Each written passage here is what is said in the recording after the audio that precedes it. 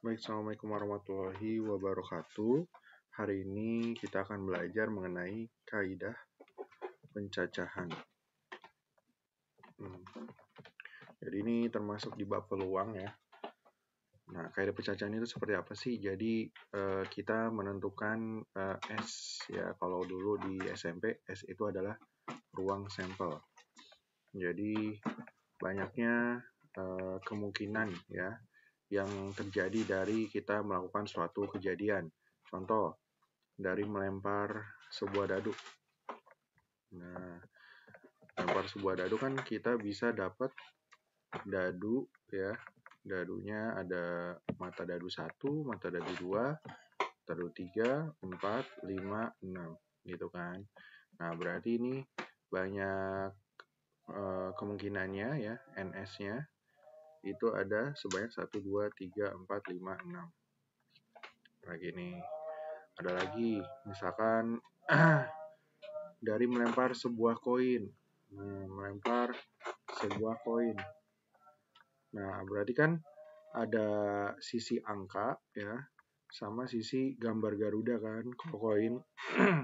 Nah, berarti ini banyak kemungkinannya adalah 2.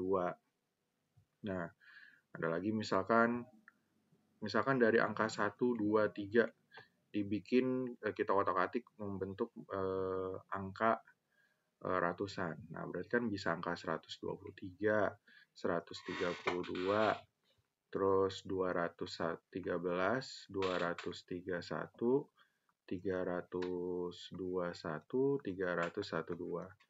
Nah, ini ya. Nah, ini banyak kemungkinannya seperti ini. Nah, berarti NS-nya ada sebanyak 1, 2, 3, 4, 5, 6 ya. Nah, nanti ada soal-soal yang kalau kita cari manual seperti ini banyak sekali ya, sampai ratusan, sampai ribuan gitu. Maka kita menggunakan bantuan kaidah pencacahan. Jadi nanti kita mencari banyaknya kemungkinannya yang akan terjadi dari melakukan percobaan-percobaan ini ya. Nah, gitu. Oke, ada beberapa metode. Yang pertama ada metode perkalian. Ya. Metode perkalian. Nah, jadi banyaknya kemungkinannya itu dengan mengalihkan banyaknya kemungkinan suatu benda kali benda lain kali benda lain. Nah, contoh nih. Budi memiliki 3 kaos, 2 celana, dan 4 sepatu. Nah, banyak Budi berpakaian ya. Nah, berarti kan bisa pakai kaos merah, celana biru, sepatu putih, atau kaos putih, dan sebagainya gitu ya. Nah, ini kalian cukup dengan mengalihkannya. Berarti banyaknya kaos ada 3, kali banyaknya celana ada 2, kali banyaknya sepatu ada 4.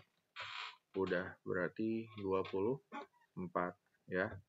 Gitu. Nah, seperti itu.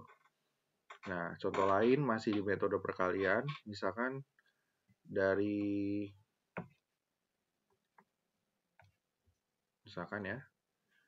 kota A ke kota B,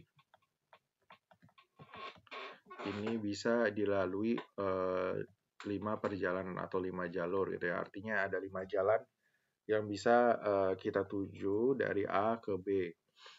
Nah, habis itu dari kota B ke kota C, ini misalkan 4 jalur. Nah, terus dia bilang, berapa banyak cara dari kota A ke C kembali ke A tanpa melalui jalur yang sama. Nah, jalur yang sama. Nah, berarti kita bikin aja dulu simulasinya dari kota A ke kota B ya. Nah, ini ada 5 jalur nih kalau digambarkan seperti ini ya. Nah, ada 5 jalur. Gitu kan. Nah, ini ada 5 jalur. Kemudian dari B ke C 4 jalur. Nah, ini ke kota C ada 4 jalur. Nah, lalu untuk kembali ke A, berarti kita harus balik dulu ke B ya. Dari C ke B, habis itu balik ke A. Nah, berarti ini balik dulu ke B, habis itu ke A. Nah, kita lihat sekarang. Misalkan dari kota A ke B itu 5 jalur, kota B ke C itu 4 jalur. Kita kali 4. Nah, tapi misalkan saya dari A ke B melalui jalur yang ini nih. Nah, artinya jalur yang atas ini sudah tidak bisa dipakai gitu kan. Nah, jadi kita cuma bisa ini doang. Terus misalkan aku ngelewatin jalur yang paling bawah dari B ke C. Berarti di sini cuma bisa jalur yang ini. Sehingga tadinya 4 jalur, sekarang dari C ke B cuma 1, 2, 3 jalur. Nah, dari yang tadi A ke B 5 jalur, sekarang cuma 1, 2, 3, 4. Ya, 4 jalur. Nah, berarti 5 kali 4 kali 3 kali 4. Sama dengan 240 jalur. 240 cara. Nah, kebayangkan kalau misalnya kita nyari satu-satu manual kayak yang tadi. Berarti ada 240 tuh nanti kita ituin.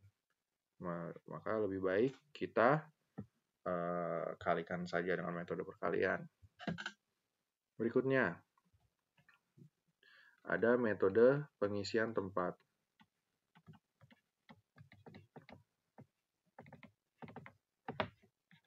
Nah, di metode pengisian tempat ini, ya, saya contohkan seperti ini ya. Dari angka 3, 4, 0, 7, 8 akan dibuat angka ratusan. Nah, ada berapa cara? Nah, kalau angka ratusan kan berarti 3 ya. 3 digit. Nah, berarti kan kita bisa 378, 308, dan sebagainya. Itu banyak sekali nanti kalau misalnya kita manual ya. Nah, makanya kita bikin saja namanya kotak pengisian tempatnya. Nah, ini angka ratusan. Kemudian ini puluhan. Ini satuan. Nah, yang bisa menjadi angka ratusan, kita lihat dari angka ini. Nah, angka 0 tidak bisa jadi angka ratusan, karena kalau di depannya 0, 078, nah jadinya nggak ratusan ya, jadi puluhan. Nah, maka kita pakai hanya 3, 4, 7, 8 untuk bisa di sini. 3, 4, 7, 8. Nah, untuk puluhan, ya, puluhan bisa semuanya dong, ya, berarti ini bisa semuanya all. Ini satuan juga bisa semuanya, berarti all juga. Nah, di ratusan banyak kemungkinannya yang bisa menjadi digit ratusan ada 1, 2, 3, 4. Berarti ada 4 angka. Di puluhan bisa semuanya, berarti ada 5 angka. Di sini juga 5 angka. Kita kalikan lagi. Jadinya 100 cara. Ya. Nah, lagi. Sama, misalkan soalnya dari angka 3, 4, 0, 7, 8 dibuat ratusan tak berulang. Nah, artinya kalau yang sebelumnya nggak ada tulisan tak berulang nih, tapi di sini ada tak berulang. Kalau tak berulang tuh maksudnya gini, misalkan aku buat 347, nah ini tak berulang nih. Artinya nggak ada digit yang dipakai lagi ya. Nah, kalau misalnya ini 3, 3, 4, nah ini kepakai nih, 3 sama udah dipakai, terus dipakai lagi. Nah, ini nggak boleh. Nah, maka caranya agak sedikit berbeda. Kita bikin lagi kotaknya. Nah, ada 3 kotak ya, ratusan, puluhan, satuan. Oke. Yang menjadi angka ratusan itu angka yang tadi 3, 4, 7, 8. Nah, puluhannya bisa semuanya ya, tapi saya tulis aja. Saya tulis ya. 3, 4, 0, 7, 8. Dan yang ini juga. 3, 4, 0, 7, 8. Nah, berarti ini ada sebanyak 4 angka ya. Oke, 4 angka. Seret. Nah, misalkan angka 8 terpakai nih. Misalkan. Berarti untuk menjadi puluhan, 8 tidak bisa dipakai lagi. Dan menjadi satuan juga 8 tidak bisa dipakai lagi. Nah, kayak gitu. Nah, berarti sekarang ada 1, 2, 3, 4. Ada 4 angka. Nah, ya. Terus, kepakai puluhan angka 7. Berarti angka 7 di satuan tidak bisa dipakai lagi. Berarti sekarang 1, 2, 3. Nah, seperti ini ya. Berarti kalau kita kali, ini menjadi 48. Ya. Oke. Nah, seperti itu. Sekali lagi mungkin ya, dari angka 3, 2, 5, 7, 6. Dibuat ratusan ganjil tak berulang. Nah, gimana nih? Nah, kalau kita lihat angka ganjil ya, kita ngeliatnya dari angka mana sih? Misalkan 236 sama 235. Yang ganjil yang mana? Nah, yang ganjil yang bawah kan? Berarti kita ngelihat belakangnya ya. Ini soalnya genap nih, karena belakangnya genap. Nah, berarti kita bikin kotaknya lagi. Untuk bisa ke ganjil berarti kita isi dari yang belakang ya. Nah, ganjil itu di sini ada bilangan 3, bilangan 5, bilangan 7. Berarti ini 3, 5, 7. Nah, selanjutnya ini bisa semua, ini bisa semua ya. Nah, jadi sekarang mundur nih. Kita isi dari sini, habis itu ke sini, habis itu ke sini. Kalau tadi kan yang sebelumnya dari depan ya. Nah, kalau sekarang dari belakang. Nah, ini ada 3 cara ya. Ada 3 angka. Berarti kita tulis 3. Nah, karena ada kata tak berulang, berarti misalkan di sini saya pakai kata 7, di sini 7 sudah tidak bisa dipakai.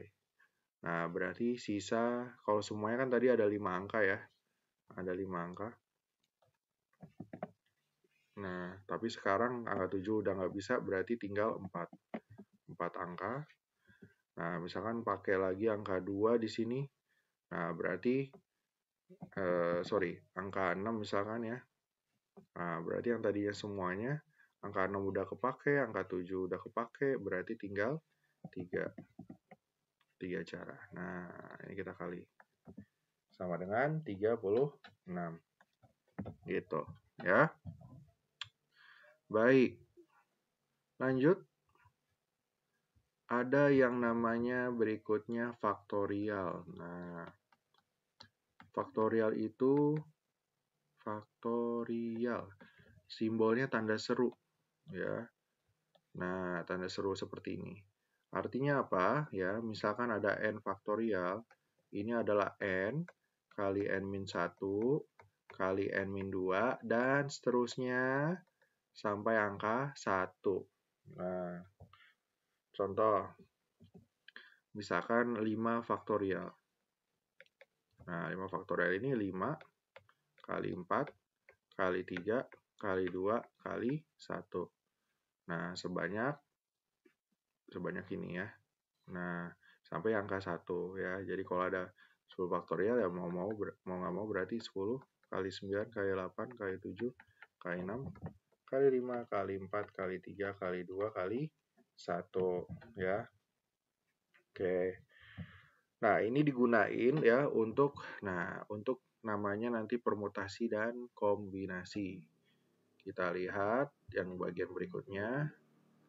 Ada yang namanya permutasi. Lambangnya adalah NPK.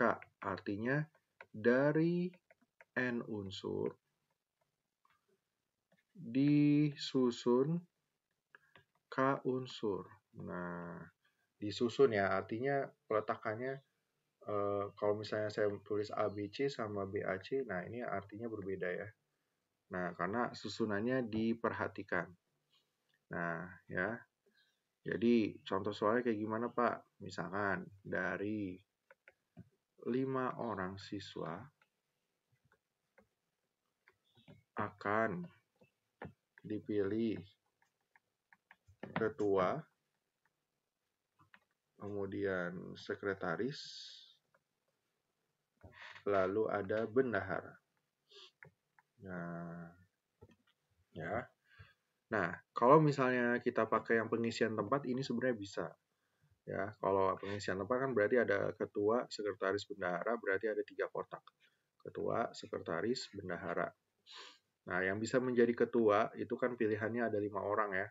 Kita tulis ketua itu 5. Tapi kalau satu orang misalnya si Irza, nah Irza udah jadi ketua berarti kan wakilnya udah nggak bisa tuh. Wakilnya Irza nggak bisa jadi wakil. Berarti dari 5 orang tinggal 4. Nah, misalkan Takia ya. Si Taki udah jadi wakil, berarti Takia nggak bisa jadi, kok wakil, sekretaris ya, maaf. Sekretaris. Nah, Takia udah jadi wakil, berarti bendaharanya sekarang yang bisa jadi bendahara cuma 3 orang. Nah, ini kita kali. 5 kali 4 kali 3, berarti 60. Nah, kalau pakai permutasi, berarti dari 5 orang dipermutasikan 3 orang, disusun 3 orang. Nah, oh iya saya lupa, rumusnya ini adalah, geser bisa nggak? N faktorial per N min K faktorial. Nah, ini ya. Berarti di sini N-nya 5, 5 faktorial per N-nya 5 lagi, 5 dikurang 3. Nah, sama dengan 5 faktorial per 5 kurang 3, 2 ya. 2 faktorial. Nah, kita tuliskan 5 itu 5, 4, 3, 2, 1 per 2 faktorial 2 kali 1. Coret 2 kali 1-nya.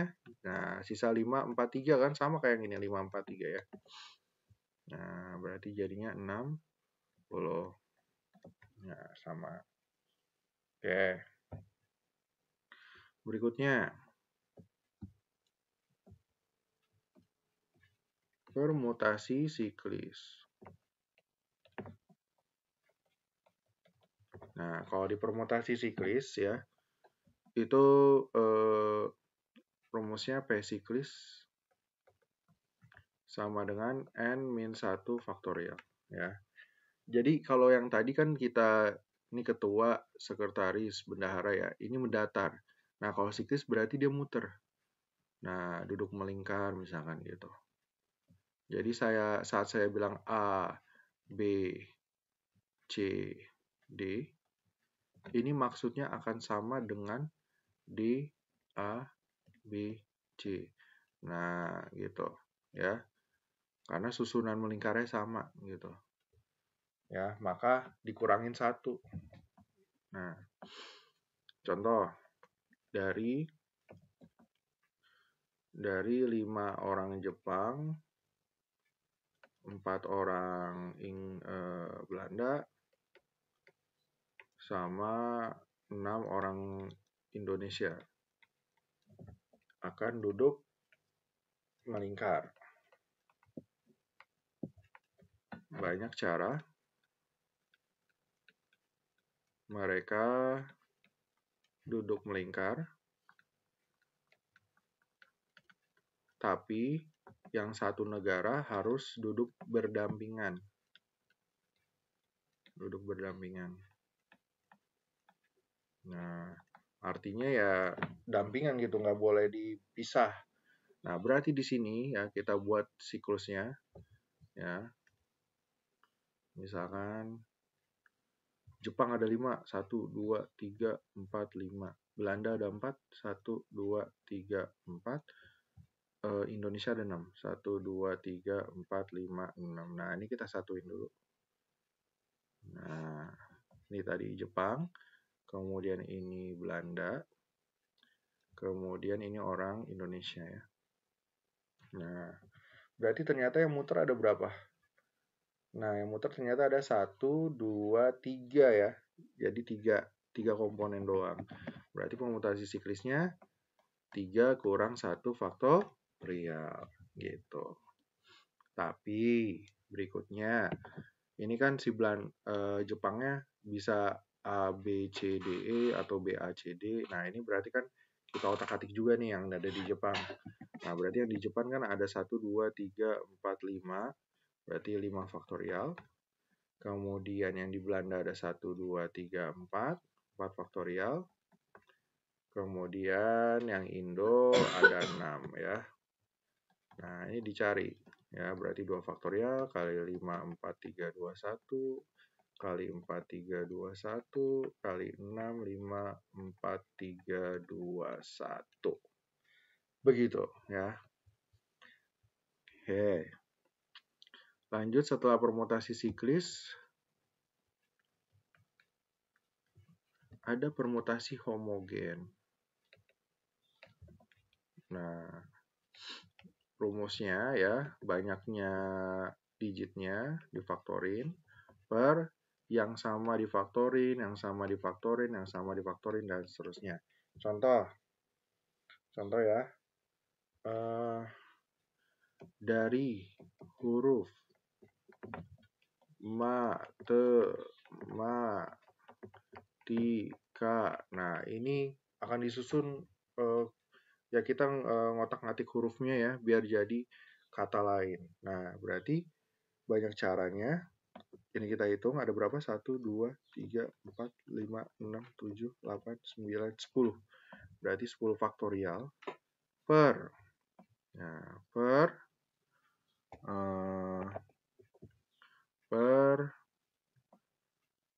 M 1, 2, 3, 4, M ada 1, 2. Nah, berarti 2 faktorial. A ada 1, 2, 3. 3 faktorial. T ada 1, 2. 2 faktorial. E cuma 1.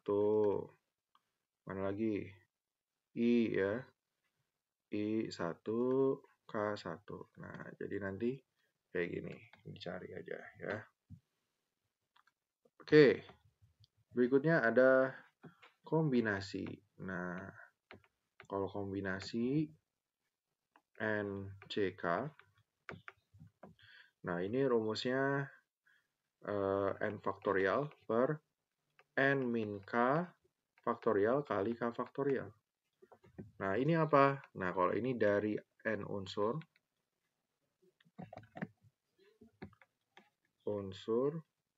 dipilih K unsur tanpa melihat susunan.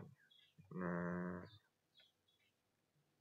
ya, contohnya kayak apa sih? Misalkan di dalam tim cerdas cermat itu ada si A, si B, sama si C. Terus saya bilangnya di dalam tim cerdas cermat itu ada si B, A, C. Nah, ini maksudnya sama ya.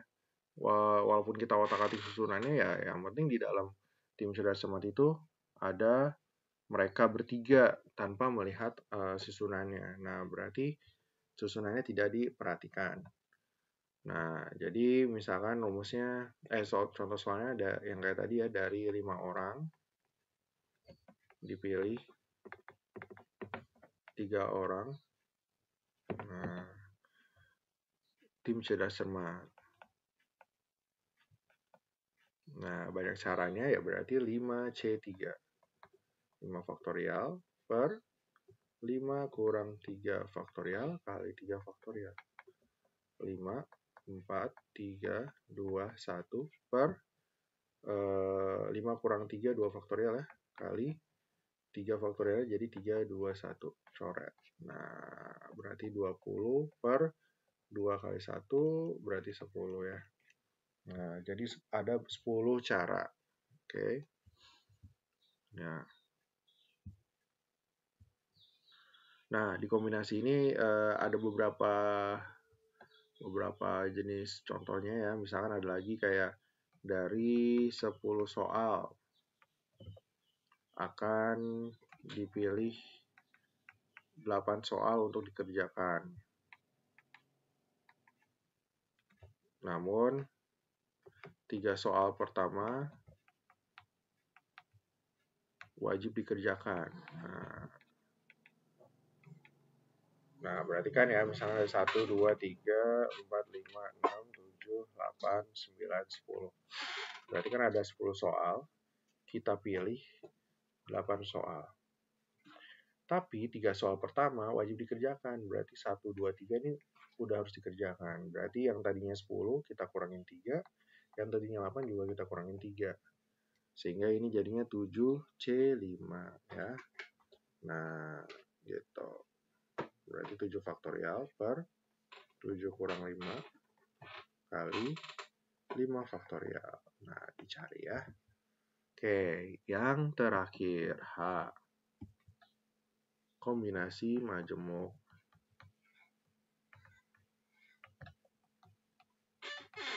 Nah, ini langsung ke contohnya aja nih. Misalkan dari